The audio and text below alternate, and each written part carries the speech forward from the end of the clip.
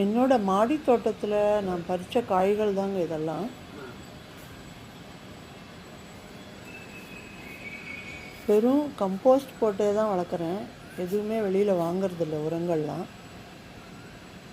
இது வெறும் காய்கறி வேஸ்ட்டு கம்போஸ்ட்டு. அப்படி இல்லைன்னா காய்ந்த இலைகளும் பசுமையான இலைகளையும் மண்ணை போட்டு மக்க வச்சு ஒரு 20 நாள்லேயே ரெடி ஆகிடும்.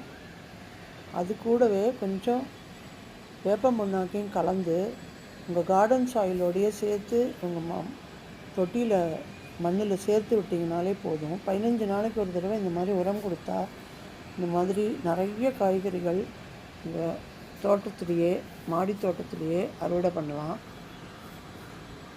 வெளியில் போய் எந்த உரமும் வாங்கணுங்கிற அவசியமே இல்லை. பூச்சி தாக்குதலுக்கு ஆர்கானிக்காக நம்ம தயாரிக்கிற பெஸ்டிசைட்ஸையே அடித்து விட்டால் போதும். பிகினர்ஸ் இந்த மாதிரி ஈஸியாக வளரக்கூடிய காய்கறிகளை மாடி தோட்டத்தில் ட்ரை பண்ணிங்கன்னா நிறைய காய்க்கும்.